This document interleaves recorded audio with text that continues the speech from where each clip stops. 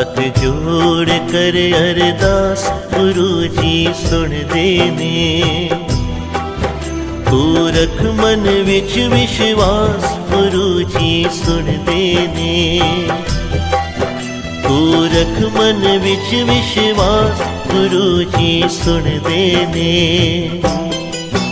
हथ जोड़ कर अरदास गुरु जी सुन देने।